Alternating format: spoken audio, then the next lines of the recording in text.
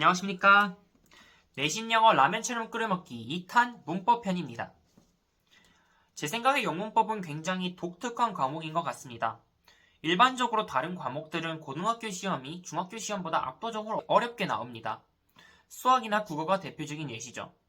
하지만 영어 문법만은 조금 예외인 것 같습니다. 왜냐하면 제 생각에 영어 문법은 중학교 시험이 고등학교 시험보다 어렵더라고요. 왜냐하면 중학교 시험은 문법 개념들을 꼼꼼히 공부하지 않으면 풀 수 없는 지역적인 문제들이 많이 출제되는 반면에 고등학교 시험은 대체로 수능 빈출 유형들을 차용해서 시험 문제를 냅니다. 그래서 문법 문제들이 뻔합니다. 저도 중학교 때는 문법 문제를 푸느라 정말 쩔쩔맸지만 고등학교 때에는 그렇게 큰 어려움을 느끼지 않았던 기억이 정말 아직도 생생하게 납니다. 하지만 그렇다고 해서 문법 공부가 중학생들에게만 유의미하고 고등학생에게는 무의미하다는 얘기는 아닙니다. 왜냐하면 영어 문법은 작문의 기초도 되기 때문에 서술형 문제를 잘 풀기 위해서도 영어 문법이 굉장히 중요한 역할을 담당하기 때문이죠. 자, 그러면 영어 문법은 어떻게 공부해야 되는지 한번 이 영상 끝까지 시청해 주신다면 제대로 알 수 있을 것입니다. 영문법 공부를 할 때는 먼저 영문법 공부 경험이 있냐 없냐에 따라서 그 시작점이 약간 달라집니다. 영문법 공부 경험이 없는 학생은 과외나 인강으로 한번 영문법 개념을 쭉 훑어줄 필요가 있습니다. 왜냐하면 영어 문법은 온전히 자기가 혼자서 개념서를 읽으면서 이해하기에는 그 용어도 좀 특수하고 내용도 복잡합니다.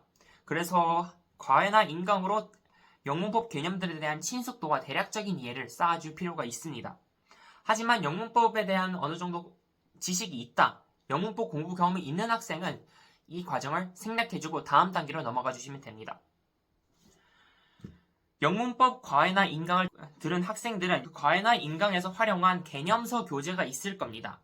과외나 인강을 듣지 않은 학생은 그냥 서점에 가셔서 개념서 교재를 하나 사시면 됩니다. 개념 교재는 최대한 개념이 상세하게 설명되어 있는 교재일수록 좋습니다. 제가 사용한 개념서 교재는 세듀 종합영어라는 교재인데요. 이 교재 두께는 이 정도로 나오고 소단원들도 굉장히 상세하게 있습니다.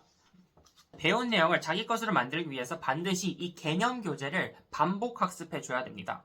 개념 교재는 챕터마다 나눠져 있을 텐데 각 챕터를 정독해 준 다음에 A4 용지에 따로 요약 정리해주고 그 챕터에 해당되는 문제들을 풀어주는 것을 한 세트로 해서 총 3회 반복해 주시는 것이 좋습니다. 이렇게 A4 용지에 요약 정리하고 문제풀이를 3회 정도 반복해 주시면 어느 정도 영문법 개념들이 자기 마음속 깊이 자리 잡을 겁니다. 그래서 시험 문제가 나와도 그 개념들을 어느 정도 떠올릴 수 있을 것입니다.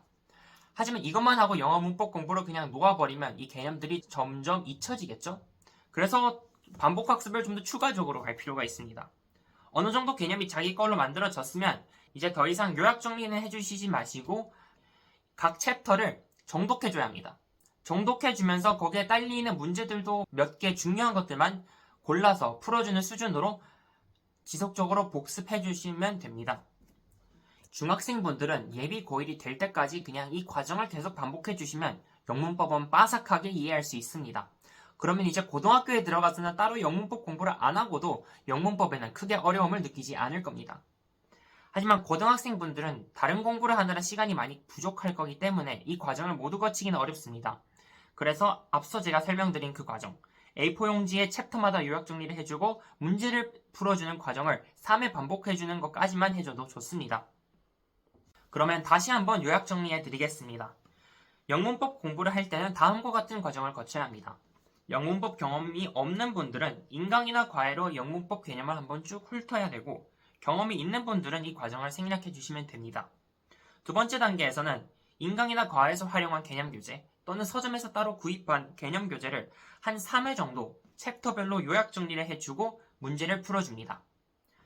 3회 반복이 끝난 후에는 중학생분들의 경우 공부 시간이 아직 많이 남기 때문에 시험 기간 외에 학기 중 내지는 방학 때마다 틈틈하게 영문법 개념 교재에 있는 챕터들을 정독하고 어려워하는 문제들만 골라서 풀어주세요.